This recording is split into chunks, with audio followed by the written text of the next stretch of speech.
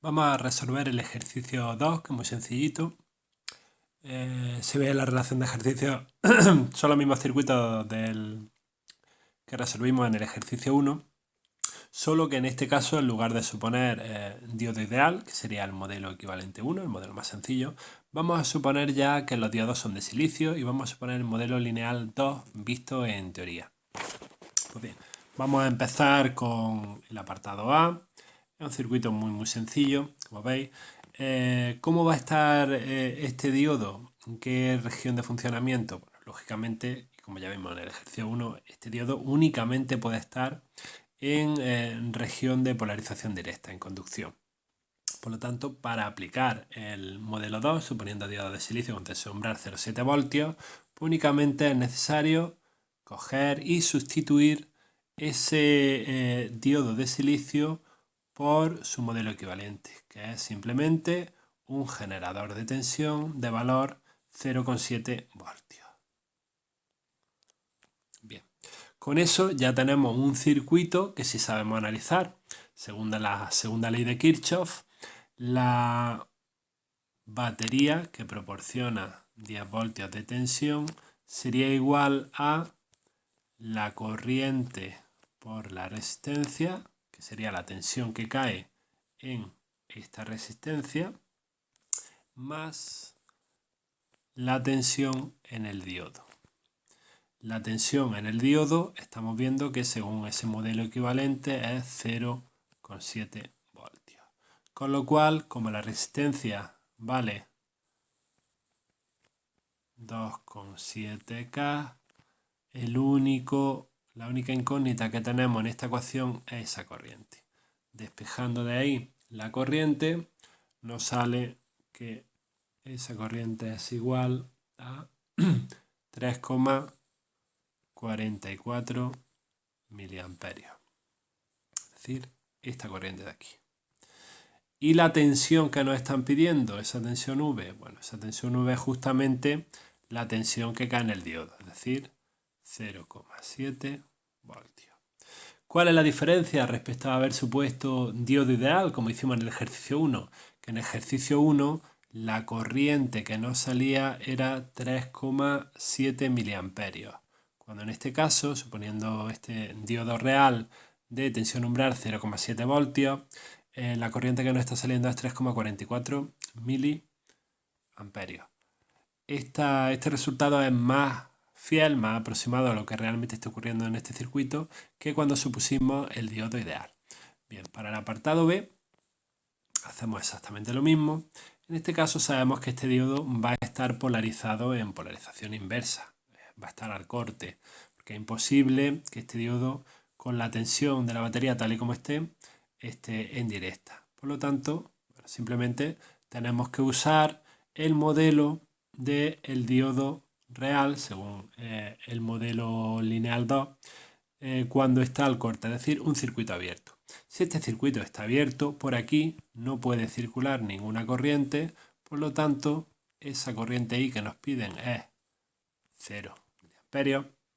Y lo único que tenemos que averiguar es esta tensión V que cae en el diodo, que en este caso no viene impuesta por el diodo al estar en corte, sino que la impone el resto del circuito. ¿Quién la impone en concreto? Pues fijaros, esta batería. ¿Por qué? Porque entre este punto, la batería genera entre este punto y masa una diferencia potencial de 10 voltios.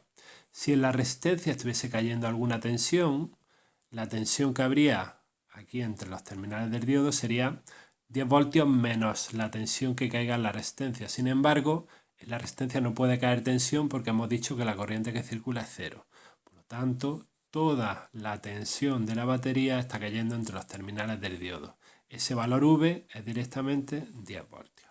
Esto es exactamente igual que en el ejercicio 1, cuando supusimos diodo ideal.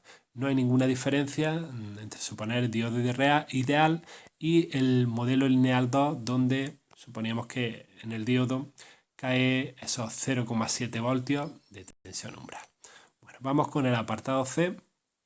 En este caso, bueno, habíamos visto que este diodo también estaba en conducción, también estaba en directa. Es imposible que este diodo esté en inversa, justamente porque si estuviese en inversa llegaríamos a incongruencia, porque para que esté en inversa en este punto debería haber menos tensión que en este otro y eso es imposible. En este punto siempre va a haber más tensión. Bueno, pues entonces si ese diodo está en directa, ponemos su modelo equivalente, es decir, un generador de tensión de valor 0,7 voltios, con lo cual ya tenemos el primer resultado. El primer resultado que nos piden es esta tensión y esa tensión ya sabemos que es 0,7 voltios, justo la tensión que cae en el diodo. Y ahora lo único que nos falta es averiguar esta corriente. Cuando habíamos supuesto en el ejercicio 1 que el diodo era ideal, esta corriente era cero porque toda la corriente que bajaba por aquí se iba por este camino, ya que no encontraba ningún tipo de resistencia.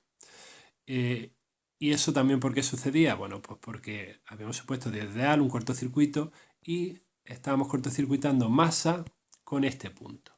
Bueno, ahora en realidad en este punto, que antes eran 0 voltios, ahora suponiendo el diodo de silicio de valor 0,7 de tensión umbral, en este punto ya no hay 0 voltios. ¿Qué tensión hay en este punto? Pues la está imponiendo ese generador equivalente que hemos puesto. En este punto hay 0,7 voltios. Bien, pues justamente eso nos va a permitir calcular la corriente. Fijaros, si aquí hay 0,7 voltios, entre este punto y masa hay una diferencia de potencial de 0,7 voltios, ¿cuál es esta corriente? Ley de Ohm. En la resistencia esta de aquí están cayendo 0,7 voltios. Según la ley de Ohm, tensión, corriente por resistencia, si esa tensión es 0,7 voltios y esta resistencia es 2,7 kiloohmios, ya tenemos directamente de aquí la corriente, que en este caso esa corriente es de 0,26 miliamperios. ¿Veis? Es una corriente muy pequeñita, lógicamente, pero no llega a ser cero, como habíamos obtenido suponiendo diodo ideal. Y por último, vamos con el apartado D. Aquí lo tenemos. Bien, en este caso, igual que vimos en el ejercicio 1, este diodo únicamente puede estar en conducción, no va a estar al corte, porque la corriente viene circulando en este sentido y justamente ese es el sentido en el que el diodo deja pasar la corriente. Y para que la deje pasar solo podría estar en conducción. Pues bien, vamos a poner el circuito equivalente del diodo en conducción, que es el generador de tensión de valor 0,7 voltios, y analizar este circuito. Bien, ¿qué ocurre aquí? Bueno, tenemos que analizar el circuito de tal forma que comprobemos cuál es esta corriente y cuál es esta tensión. ¿Cómo se resuelve este circuito? Pues como siempre, usando las dos leyes de Kirchhoff. Por un lado, según la primera ley, tenemos que esta corriente que viene por aquí, que la impone el generador de corriente, que es de 10 miliamperios, llega a este punto y se divide en dos. Una, que sería esta de aquí, que vamos a llamarla I1, y otra, que vendría por aquí, que vamos a llamarla I2. Por lo tanto, según la primera ley de Kirchhoff, esos 10 miliamperios del generador de corriente se dividen en I1 más I2. Y por otro lado, con la segunda ley de Kirchhoff, vemos que aquí hay dos ramas en paralelo. Una rama entre este punto y este. La tensión entre este punto y este es la misma que la tensión entre ese punto y este. Por lo tanto, podemos igualar esas dos ramas. Esta primera de aquí, lo que tenemos es que la tensión en este punto es 0,7 más la tensión que caiga en esta resistencia, que es I1 por la resistencia de 1K. 1 kilo ohmio. Y la tensión por la otra rama, que debe ser la misma, es únicamente la tensión que cae en esta resistencia, es decir, I sub 2 por 1 kilo ohmio. Con lo cual aquí tenemos un sistema de dos ecuaciones con dos incógnitas. Y a partir de eso ya podemos obtener y vemos que la corriente que a nosotros nos interesa, la que nos están pidiendo, esa que nos están pidiendo es lo que nosotros hemos llamado I sub 2 y que es igual a